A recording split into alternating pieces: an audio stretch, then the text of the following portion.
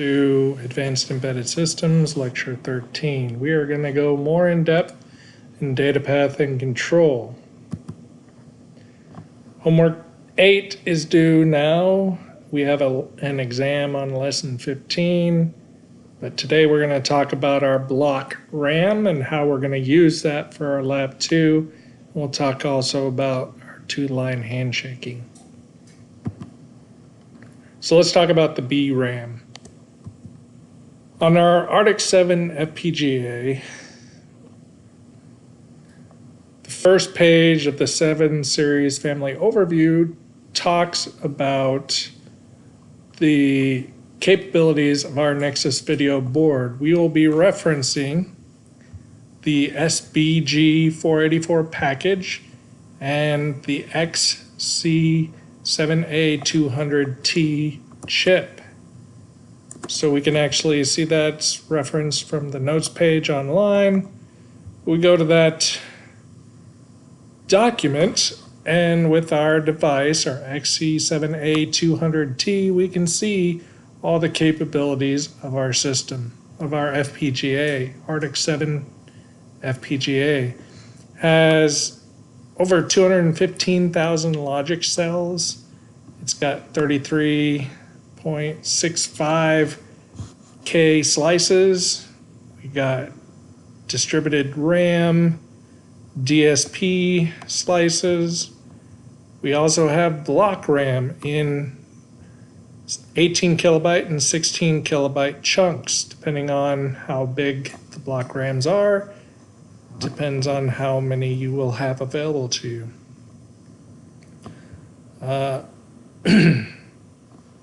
And all the other capabilities available to us on this chip. In our upcoming lab, we're going to be using these large blocks of RAM to store 18 bits of audio samples streaming in from our Nexus video board. And again, as you can see from the datasheet, we have several block RAMs, 730 block RAMs at 18 kilobytes. Built into our board. This is easy to use BRAM, blocks of RAM, used for memory and data storage. With our device, we can actually select from 3 main BRAM configurations, either the SDP macro, single macro, or TDP macro, available all by adding this Unimacros library to our device.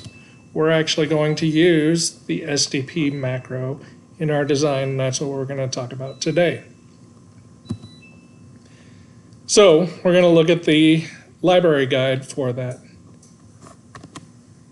As you can see, it's on the Xilinx support page. Take a look at that. The BRAM SDP macro begins talking about it right here. Shows us the block diagram for it. It talks about it in detail and how to set up and how to configure the device.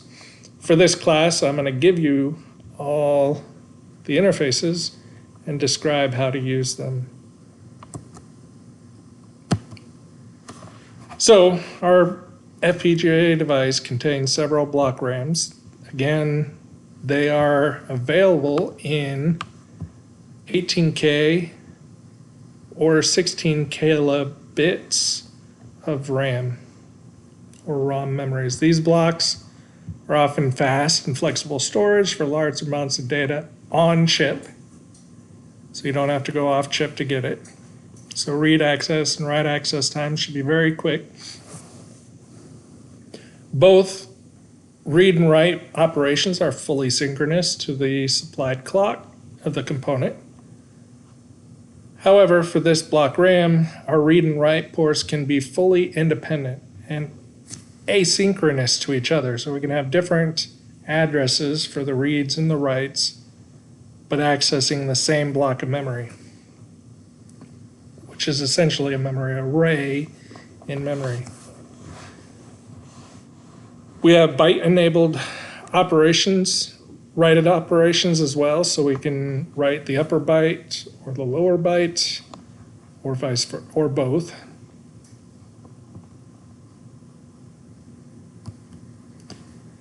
And again, this is your schematic symbol right out of the data sheet. All on the left are all the inputs. So you have data in, you have write address, write enable, or write enable, reset, read write clock, read address, read enable, and all these read clock, we're going to go through all these in detail. And again, this is 18 to 36 kilobits of data. And then we have on the right, we have our outputs.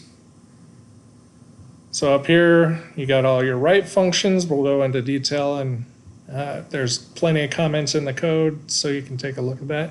And then all the read functions on the left. These three types of BRAM are very highly configurable, but to a new designer, they may be pretty overwhelming. So I'm going to give you a wrapper to utilize these. And again, the wrapper that I give you in your VHDL instantiation, it instantiates the BRAM SDP macro, and we select a size, we select our target, which is our 7 series, Arctic 7 chip for the Nexus video. Right now we're gonna disable the output register. Initial values on the output port, we're gonna set to 0. Init file, we're not gonna initialize it. Our write width and read width are all both going to be 18 bits.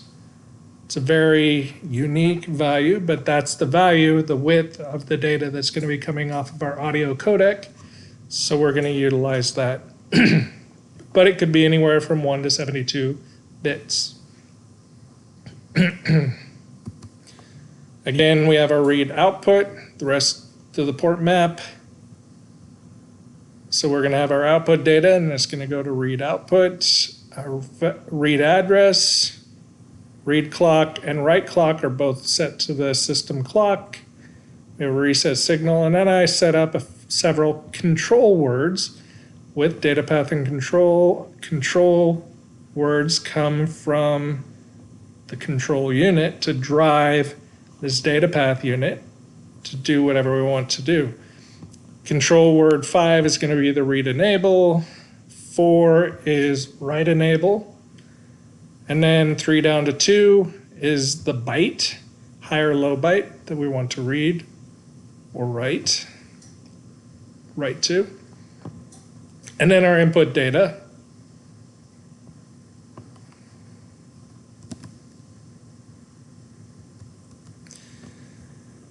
And again, for this class activity, we're going to have the rest of the parts in there. We're going to drive those control signals in our test bench, and it's going to drive those signals, and we're going to actually do a read enable, a write enable, and then we're changing which bytes we're going to write to. We're actually going to go through, and then the last 2 control words are for our counter, which we're pretty familiar with from lecture 11. 01 is just to count up. So this is our waveform that we are going to generate based upon the test bench and the BRAM instantiation that I have posted online. And if you take a look online at our data path, notice in the header I talk about read and write enable. It talks about all the control words, and then the counter, right? Hold 01 to count up and reset. We have our write mask, high or low bytes, and so on and so forth. As you look through the code, we have our counter set up here to basically count up our address, write address in our data. And our read address is going to follow just behind it. So it's going to be the write address -1, and it's going to follow right behind it. We're going to write values in there. It's just going to write 10, a bunch of 10, 10, 10, which will be 2AA in hex, and then the lowest nibble will be our vector write address. So we'll be writing that address on the data line into our BRAM. And then we do type conversions from standard logic vector, or to standard logic vector from the unsigned values. And again, notice in the top we're adding the library for the unit macros, and so we're adding all those components. That's where our block RAM is. So we have our same instantiation we talked about in the slides. So as we look at this waveform, we're just going to go through and start filling in our values. As for our address write, we know that we're going to increment and count up from 0 to 1. So after our reset, on that third clock, it should start counting up. So it counts from 0 to 1. And then after that, it's going to keep counting, just like every regular counter, because control words 3, 0, 1, and 0 are the control words for the counter, right? So we have our counter 1 down to 0, and we have a 0 on control word 1, and then a 1, so we're counting up the whole time. So our address write is going to go from 0 to 1 to 2 to 3 to 4, and keep counting up on every clock edge.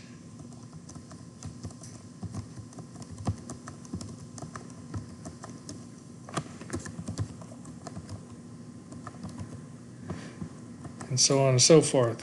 We'll get to our input data in just a second, but our read address is going to be following right behind it, so it is our write address minus 1. So we're going to have 1023 for our first one, even though it doesn't really read that value. There's nothing there. It's going to read a 0.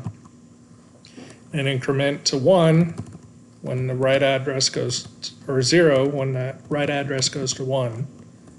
And then that's going to increment and just follow right behind it. So 1, 2, 3, 4, 5, 6, 7, 8.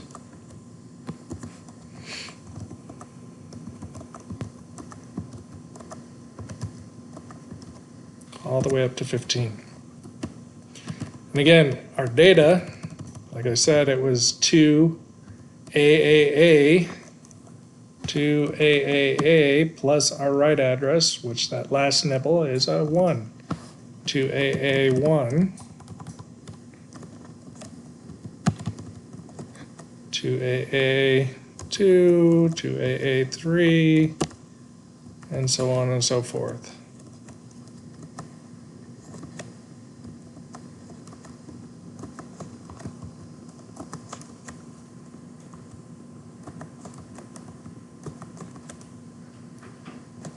A